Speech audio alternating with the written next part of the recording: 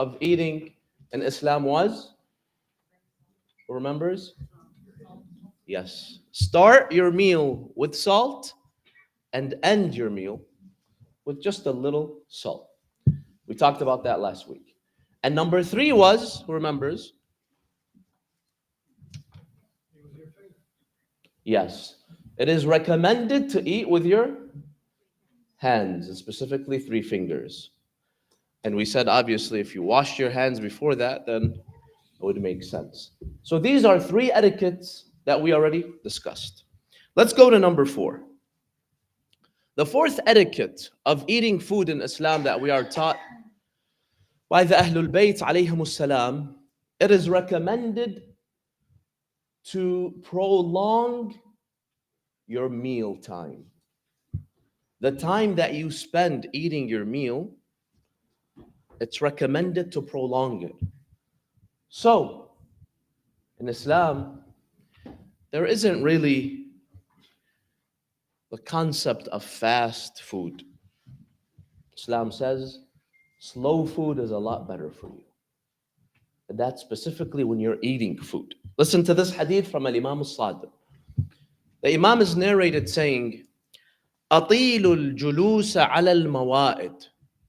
When you eat, when you sit down to have a meal, don't eat too fast. No, eat slowly. Prolong your meal time. Why?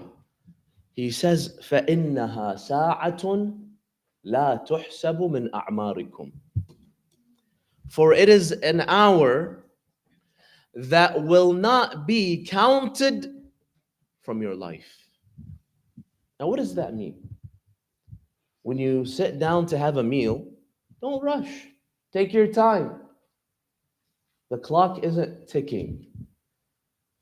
Now, this has two meanings. One of two possible meanings. The hadith of Imam al-Sadiq alayhi salam. The first meaning is that the Imam actually means it won't be counted.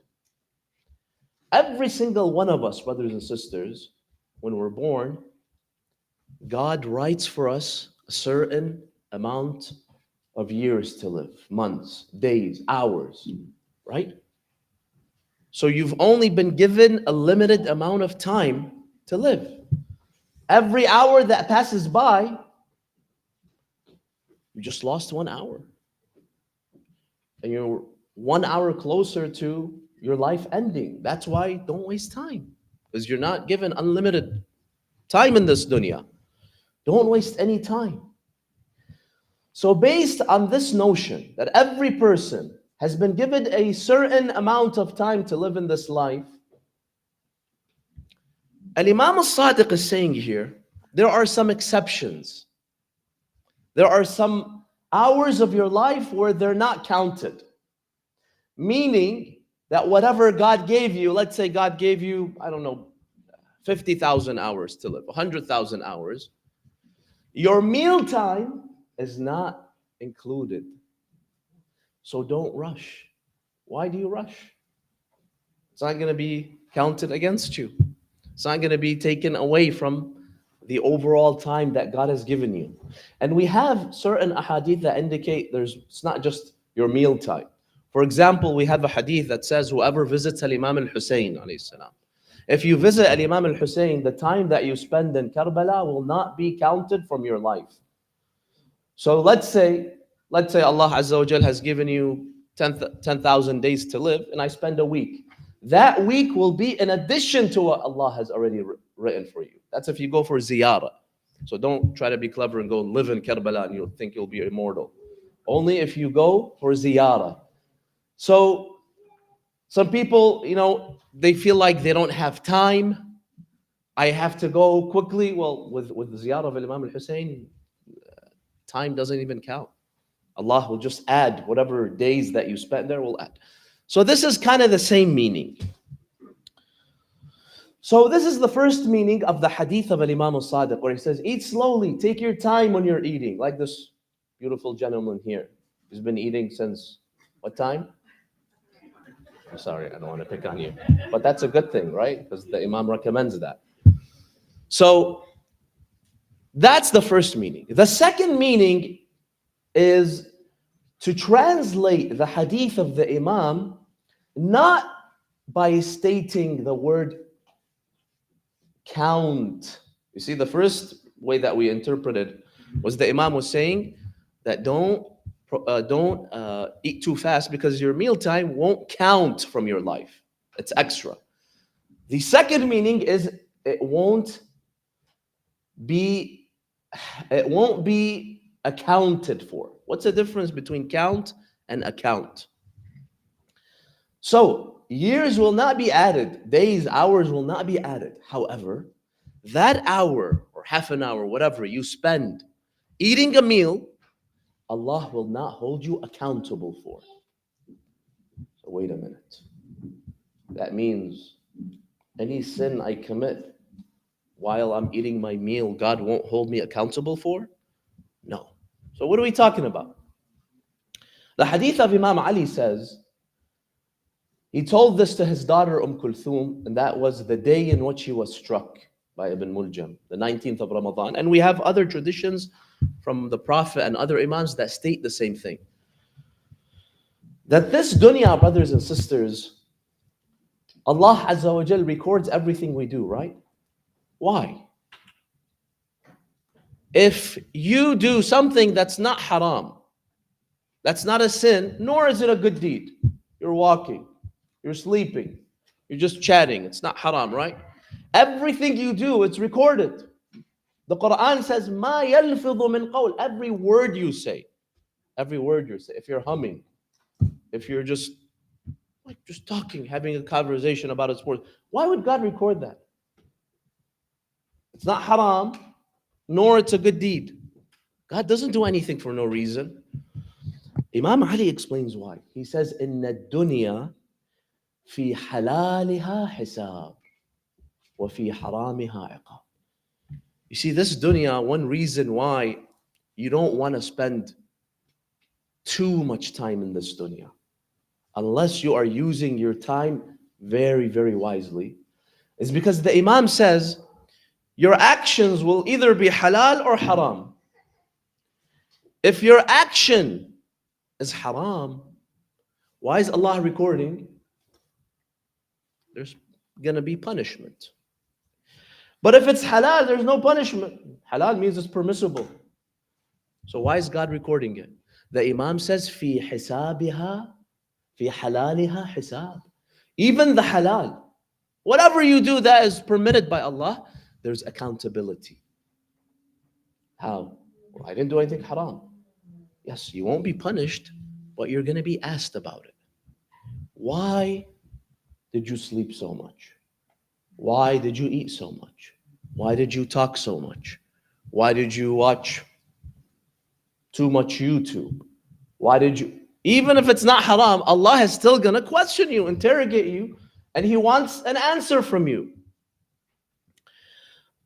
So the more God gives you, listen carefully, brothers and sisters, the more God gives you in this dunya, the more rizq, whether it's wealth, health, children, anything, the more He gives you,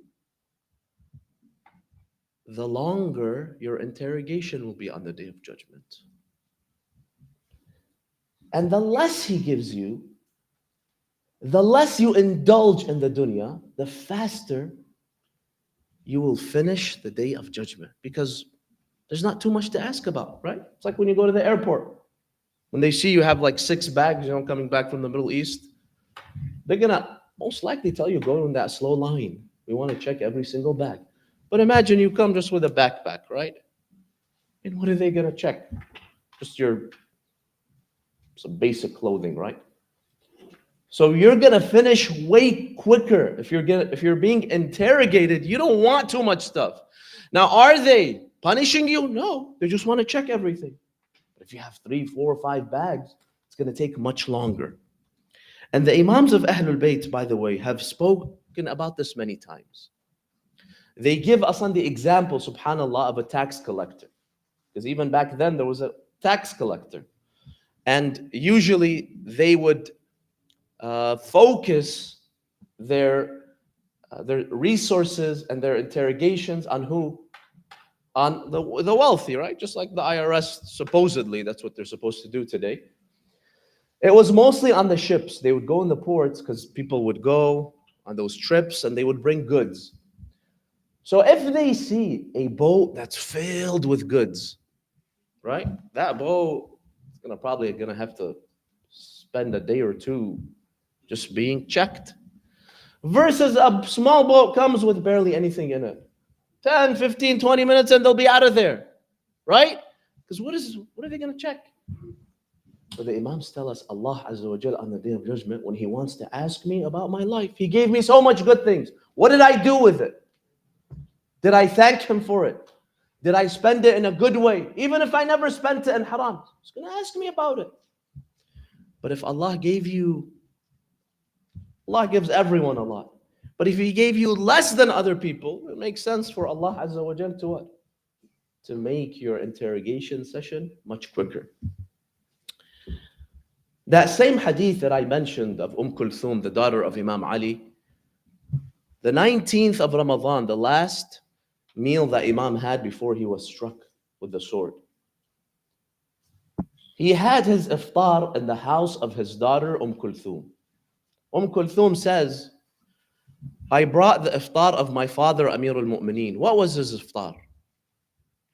She says, I put bread, and it's not like the soft bread that we eat. It was the stale bread. Bread, and then milk and salt. That's it. That was the food of Imam Ali. Why? Kulthum wasn't generous. She didn't like to cook all these beautiful dishes for her father. No, obviously not, because she knew Imam Ali would not eat anything more than that. Even that, the Imam objected. When he saw bread, milk, and salt, he looked at it. He told his daughter. He was upset. He told her, my dear daughter, do you not know that I do not eat two types of food in one meal? Two types of food? What are you talking about? Two types of food to us is like chicken and beef, right? What is the Imam talking about? The Imam considered salt one type and what? Bread the other type, or milk the other type. He said, I can't eat all this stuff. I have to choose only one. Probably it was salt versus bread. So he told her, my dear daughter, you know that I do not eat two types of of food in one meal. So please lift one of them. And he only ended up eating, I think it was bread and salt, or maybe bread and milk. So he only had one of the two foods. And then he gave her the reason why. It's not haram. You can eat 70 types of food if they're all halal, right? If your money is halal, if the meat is halal, that's fine. But listen to what the Imam said. He told her, my dear daughter, أتريدين أن يطول أو أن يطول وقوفي بين يدي الله عز وجل يوم القيامة. He says, do you want to delay my day of judgment tomorrow? The more I eat, the more I'll be questioned. I don't want to be questioned on the day. I want to pass by like lightning on the day of judgment. And then he said, من طاب مطعمه ومشربه وملبسه. The one who indulges in the dunya. The halal dunya, not the haram. What's going to happen? طال وقوفه. Nothing. There should be no fear. Allah is just. But he said, you will be delayed a little more because God is going to ask you. So for example, let's say yesterday I had steak for dinner. بالعافية صحتين, it was halal. Allah will not obviously punish me. He permitted it. But Allah Azza wa Jal will ask me about that meal. He will ask you, how did you buy that steak? With what money? With what money? And number two, how much did you pay for it? Was it a normal steak or was it one of those expensive Wagyu? Is that what it's called? I've heard one piece of steak is like 500 bucks, right? Or was it Wagyu steak? And then Allah will ask you,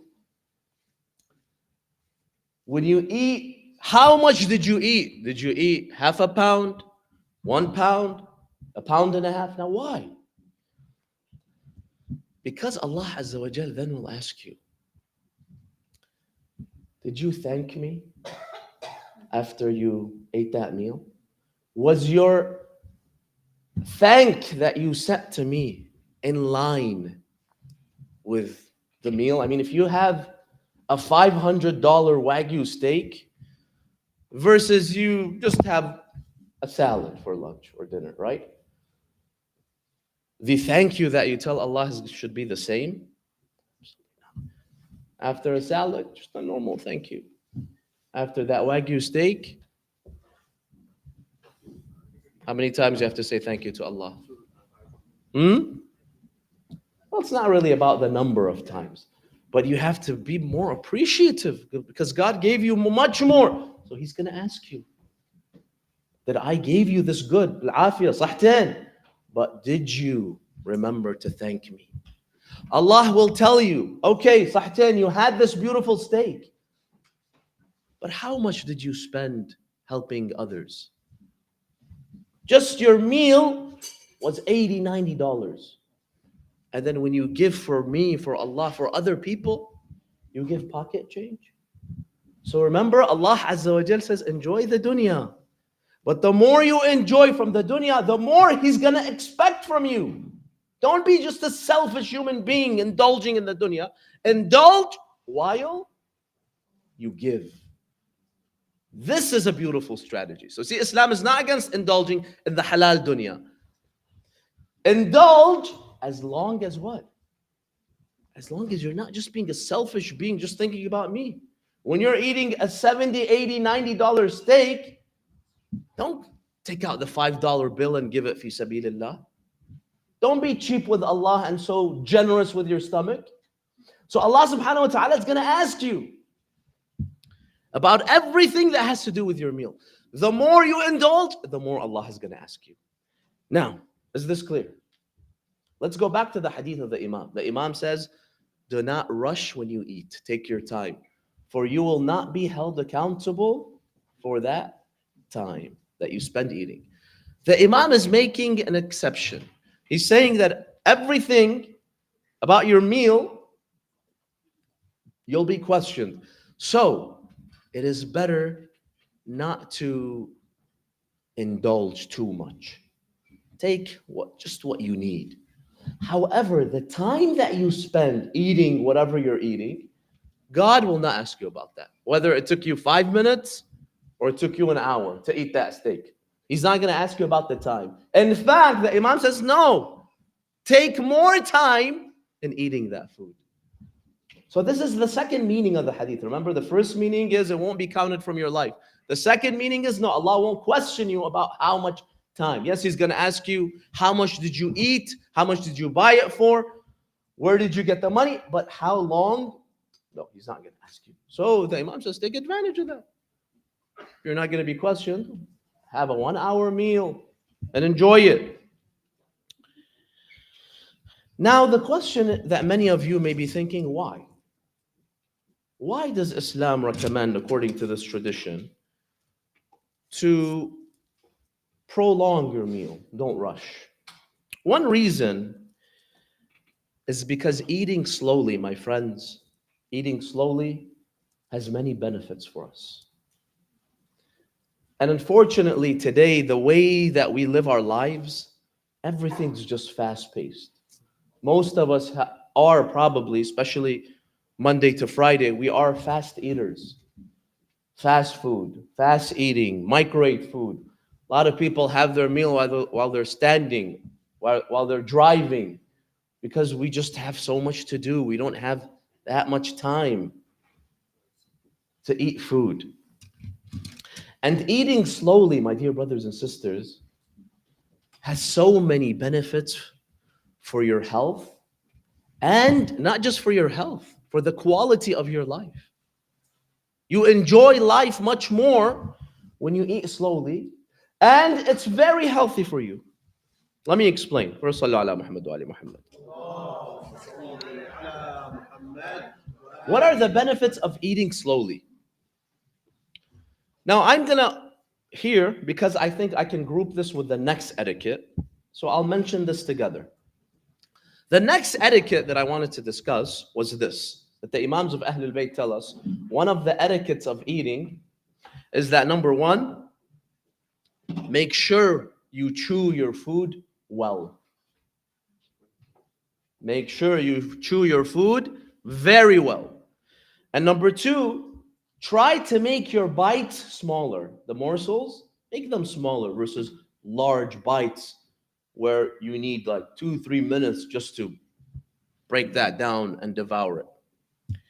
Rasulullah sallallahu alayhi wa sallam has been narrated telling Imam Ali alayhi salam, وَأَمَّا الْأَدَبِ, the etiquettes of eating, he said this, فَتَصْغِيرُ اللُّقْمَةِ, make your bite smaller, وَالْمَضْغُ الشَّدِيدِ, and chew your food very well. In fact, today, scientifically, it's been proven how healthy and beneficial just chewing your food more.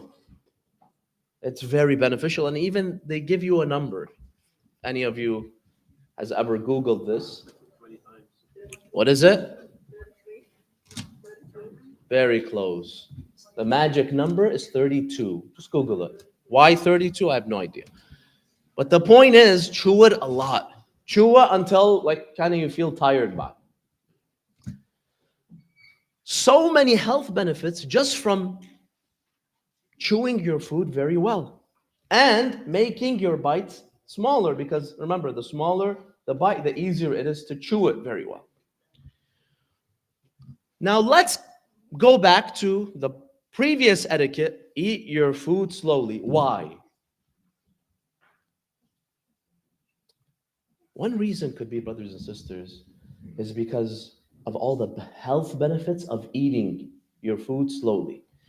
Eat your food slowly, chew well, and make your bite smaller. You know how much that helps you? Unbelievable, brothers. I was surprised when I was doing research on this. Just the way in which you eat, not what you eat, the way in which you eat has a profound effect on every part of your life. First of all, when you eat slowly and you chew your food well, this helps your digestion, right?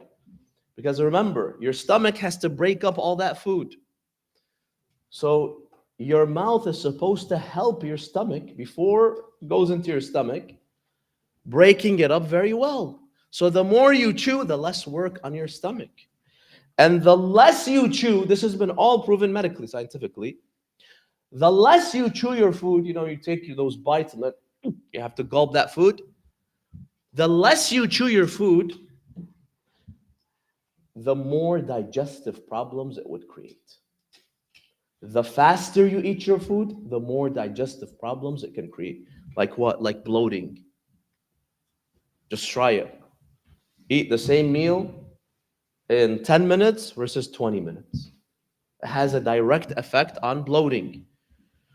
Diarrhea. One of the causes of diarrhea is what? Is eating too fast and not chewing your food well. I feel like a doctor right now. Sometimes we have to mention this. So please, next Sunday when you come and have your breakfast here, make sure you chew not 32 times, 50 times, right? We want to all be happy together here. So that's number one. Number two, when you chew your food well and you eat slowly, you will absorb more nutrients and energy from the food, subhanAllah. It's the same food, it's going in your body. Just the way in which you eat it and how many times you chew it will have an effect on how much you benefit from all those vitamins and all those nutrients in that food. So eat slowly, chew it well. Number three, chewing your food well is good for your teeth. Number four, eating slowly and chewing your food well helps you in losing weight. And the reason is because When you eat slowly and you chew your food very well, which is going to take some time, you will feel full. You will feel full by eating less food. Because what's the point of eating? Why do we eat? We eat to feel, satisfied, full. The slower you eat, the less food you need to make you feel satisfied. Not full, right? But satisfied. Do you know why this is? Ahsan, the 20-minute rule. Unfortunately, our brain and our stomach don't communicate too fast. They're still using DSL dial-up. Because when you eat something, right? I just took a piece of bite from this pizza, from this bread. Now you're eating it, you're chewing it, you swallow. Your brain has to tell your stomach that, you know what, I'm full, or I ate this much. But the brain doesn't do it too fast. And this has been designed by Allah intentionally. Allah could have done it in 1 second. Takes how long until the brain, when the brain sends the message, until the stomach gets it? It takes how many minutes? 20 minutes. Now, if you eat fast, right? Maybe after the 7th bite, you're full. But your stomach doesn't know. It needs 20 minutes. So you spend those 20 minutes eating more. That's why, oh man, I ate way too much. Why? Because you're eating too fast. You didn't give enough time for your stomach to understand that I hadn't. That's why if you've tried this, sometimes you're eating your meal, you've ate half of what you wanted to eat, and then someone calls you or someone knocks the door. You have to go 5-10 minutes. When you come back, you're not that hungry anymore. Have you seen that? A lot of people, they're upset. It's like, this guy ruined my meal. No, he didn't ruin your meal. This guy, in fact, you should thank him because he gave you those 20 minutes so that your brain can register that properly to your stomach. So you were really full, but your stomach didn't know it yet. Right? Is it your stomach sending to your brain or your brain sending to your stomach? Which one is it? Who cares, right? Doesn't matter. The point is, the slower you eat, the faster you will, not the faster, but you will feel full with eating less food. And, I was reading about some studies that have been done by universities. Sayyid Imad, pay attention to this. This will help you. Studies done by universities. Listen, this is real. That tell you, one of the easiest ways to lose weight is what? No. Keep your mouth shut. No. Well, yes, for other reasons, not for this reason. One of the easiest ways to lose weight is just to eat slowly.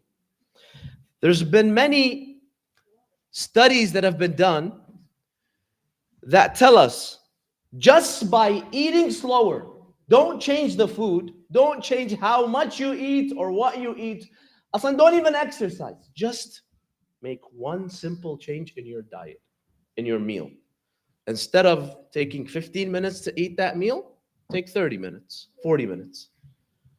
You will consume much less calories and you will lose weight. And in some studies, people lost up to 20 pounds a year just by slowing down. They didn't do anything else. They didn't go to the gym. They didn't start eating healthy foods or they ate less. Well, you might eat less because you'll feel full with eating less. But that's really the only adjustment that you have to do. Just eat slowly. Let me read you. This was a very interesting study that the University of Rhode Island conducted. The study says some researchers, they got together, they gathered 30 women. They're all similar in their health and their age. And it even said they were all normal weight women, 30 of them. And they asked them to come a couple of times. to the research center, and their task was very easy. What? They would just give them a meal. The meal was a pasta, plate of pasta. So they told them to eat. Just eat without any instructions. They ate their meal and they left. A couple of days later, they called them again. Come and eat, but this time we want you to eat very fast. In fact, I think he even says how many minutes they gave them. They told them just eat until you feel comfortable, you're satisfied. So they told them to eat as fastly as possible the second time. The same meal, but eat it as quick as possible. And then a couple of days later, they invited them a third time. Same exact plate. They told them, now eat it very slowly. Take your time. And then they counted how many calories they would intake each time.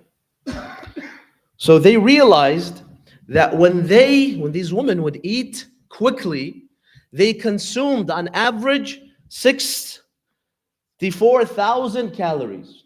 Does that sound right? No, sorry, 646 calories, right? 646. Who put those zeros there? Said Ahmad? Anyway, 646 calories.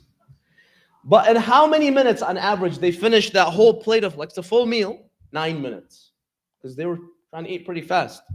Now, this is with all women. With men, it would probably be like 3 minutes. But then, when they were told to eat slowly, it took them on average 29 minutes. So they just added 20 minutes. Do you know how many calories they ended up eating and taking? 579. So 20% less calorie intake. And in both cases, they felt the exact same satisfaction. They felt full in the exact same way. So it was saying 67 calories within 20 minutes. Multiply that by 3 meals. That's over 200 calories less. Just by what? Eating slowly. And then some people, they're on their treadmills and they're running for like 10 miles. And yes, 200 calories I burned after they ran 10 miles, right? What are you doing here? You're just slowing down your food. And subhanAllah, it said even after that, in the retreat, not retreat, in the study, it said that when the woman ate their lunch quickly, 9 minutes, they reported more hunger an hour later than when they ate it slower.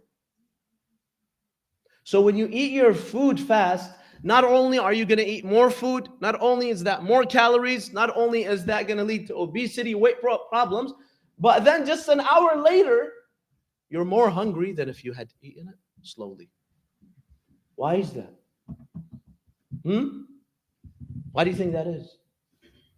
Why after 1 hour, when it's the same food, Asan, they ate more. They ate more within those 9 minutes than they ate within the 20 minutes. But after an hour, they were more hungry when they ate more. Why? I don't know. Ask your doctor. But the point is, this is what the study proved. And subhanAllah, finally, brothers and sisters, these women all reported that when they ate their food slowly, they were much more satisfied, meaning they enjoyed their meal much more than when they ate it fast. And the reason behind that, brothers and sisters, is when you eat your food too fast, sometimes you won't even have time to taste it, to feel the texture and the contour. And you've seen those people that do the reviews of food. There's a hint of I feel like salt and cardamom and all that. Like, what the heck is this guy saying, right? Because they take their time to actually taste the food. Versus when you eat too fast, you don't even know what you had. You don't enjoy it. Sometimes, really, when I'm big time in a rush and I'm eating some good food, I don't even enjoy it. I don't even remember When did I even eat this food? Versus when you eat it slowly, you don't have too many things after you enjoy it much more. So if you eat, subhanallah, look, let's say you have 10 minutes to eat. You eat two slices of pizza in those 10 minutes, and you ate double the food, and you got satisfied. But if imagine if you slow down and you eat one slice, just an example, one slice of pizza in 10 minutes, you still got the same pleasure because you were eating good food for 10 minutes. But what? At the cost of eating an extra slice. So you ate less, you enjoyed it more because you weren't just rushing, and you got the same pleasure. Because for 10 minutes, your mouth was tasting that beautiful pizza. So, all of this, brothers and sisters, shows you that just eating, changing our habits sometimes, just eating slowly, making your bite smaller, and chewing your food more is so beneficial for us because it will ultimately lead to you eating less food and enjoying your food more. And remember, one of the biggest problems that we human beings have is overeating. Most of the diseases and sicknesses that we face is because of overeating. It's because either we're not eating healthy food or we're eating too much. And not just physically, mentally, it's bad for you. And even, spiritually. One of the worst things that you can do to your spirit, not just your body, is if you overeat. You just kill your spirit. Have you ever tried to pray after a very large meal? It's very hard. Have you tried to read dua after a large meal? It's very hard. You just can't connect. You can't. It's difficult. That's why the tradition of the Imam says the closest you are to Allah, He knows when? When your stomach is empty. Because it's as if there is no barrier between you and Allah. When your stomach is full, it's very hard for you to connect with Allah Azza wa Jal. Because this food is like a rock, like a burden on your stomach.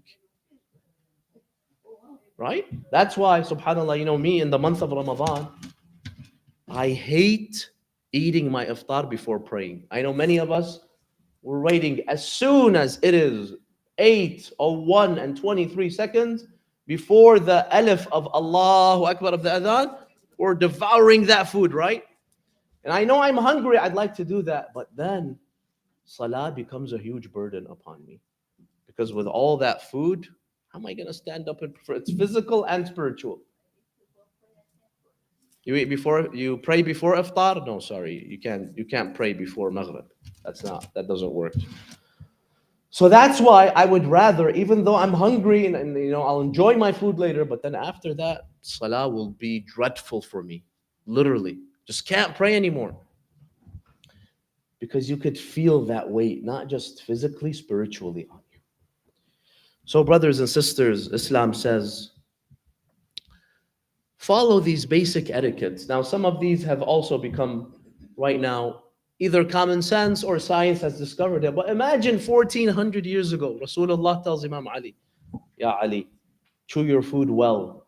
Ya Ali, make your bite smaller. Imam Sadiq says, eat slowly. Don't worry about the time. Allah won't hold you accountable for that.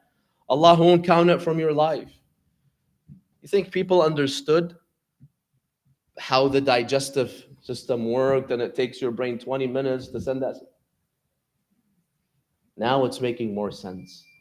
And just like now it's making sense, there's many other laws that you see in Islam, etiquettes that may not make sense now, but in 100 years, in 1,000 years, God knows what science will discover, brothers and sisters. Trust Allah Azza wa Jal. He loves us more than anything. And when He's giving us these etiquettes, He wants us to live the most decent, beautiful life. A life that is healthy for your body, your mind, and your spirit. Allah doesn't want to complicate your lives. If it's not necessary, He's not going to ask you to do it. But He knows what's good for you. And that's why Allah subhanahu wa ta'ala gives us these teachings. The last of the etiquettes that I want to speak about, but I'm out of time, was reciting Bismillah ar-Rahman ar-Rahim. Before you begin your meal, begin with the name of Allah. And when you end also with the name of Allah, saying Alhamdulillah, praise Allah, shukran lillah. Now, we know this in general, but I wanted to tell you some of the details of how to do that and some of the benefits of that. Inshallah, that will come next week. May Allah Azza wa Jal bless you all, accept your a'mal, and inshallah grants us all the knowledge and the wisdom to apply and implement all these beautiful teachings of Ahlul Bayt. I can take one question if there is. Please try to make it a yes or no question because those are the easiest questions. No, I'm joking. If you have any question, if not, then I'll end inshallah my lecture. Any questions? Yes, no? Yes, sister.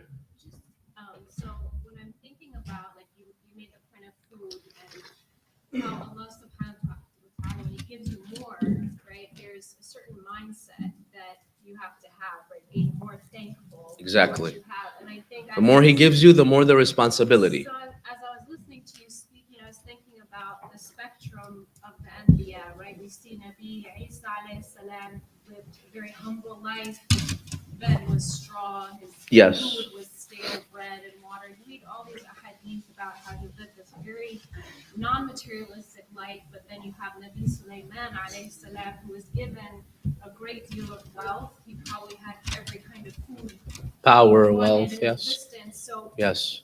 correct me if I'm wrong, but what I think after listening to your lecture, what I believe it is it's not that we cannot have, the best foods or the best homes, but it's the gratitude Exactly. mindset. Exactly. Nabi Sulaiman, I imagine, even though he had all of this, he spent more time in Exactly. gratitude, and so that was his test. 100%. From Allah, right? 100%. So is that Yes. So there's nothing wrong with having more of the dunya, the halal, as long as it's halal and indulging and enjoying. But the more you enjoy, the more God gives you, the more He will expect from you. So if Allah Azza wa Jal gives you a lot of wealth and children and a healthy life, He's going to expect a lot of good deeds from you. Because He's like, I gave you so much. What did you give back? Versus someone who lived a life of poverty and sickness. Allah is not going to ask him anything. What is He going to ask him about? He lived a miserable life. I think it's easy when you have a lot of material to get comfortable with that, Exactly. and then you don't want to do as much work. Exactly. To help others 'cause Exactly. you're 100%. comfortable, right? 100%. So the gratitude mindset is, let me take everything Allah gave me and now take my privileged life and use it as leverage. 100%. And the best way, by the way, brothers and sisters, when we say gratitude and thanks, not just shukran lillah, it's through action. Share the ni'am of Allah with other people. Our traditions tell us that one way to ease your day of judgment, to make it faster, let's say Allah gave you so much wealth. You don't want to be questioned for years and years and months. What do? God says the more you help other people, the more you give fi sabilillah, the more it will offset whatever you spend on yourself. And let's say I ate $100 steak today, but then I donated $100. Allah's not even going to ask you about that steak. So the lesson isn't to what? Go live in a cave and don't work. No, no, no, no, no. Enjoy the dunya, but don't be selfish. Help other people. Give fi sabilillah. If you do that, you get the best of both worlds. You live a nice life here, comfortable, and on the day of judgment, you will rush through everything because Allah Azza wa Jal knows you indulge, but at the same time, you thought of others. And that, I think, is a beautiful way to connect to my ending. The annual fundraising dinner, brothers and sisters. I mentioned this last week, and I'm sure we're going to bombard you with it every week. Forgive us. But this is really a very easy way for us to thank Allah Azza wa Jal for all the na'am that He's given us. Enjoy all the good things Allah has given you. Alf sah, not just sahtain, which means two sahhas, right? Alf sahat. But give something to Allah, and Allah just wants the minimum. He doesn't ask you for too much. يا من يعطي الكثير بالقليل. Give him this much, he gives you that much. So if you haven't bought your tickets, brothers and sisters, make sure you go to Hajj Danielle in the back and you buy your tickets and tell your brothers and sisters to buy their tickets. For this is definitely something that will, the least we can say, speed up your day of judgment, inshallah ta'ala. May Allah bless you all, accept your a'mal. Did I miss anything, Hajjah? Announcements? What did I miss? Your birthday? How, how are we going to finish him? Well,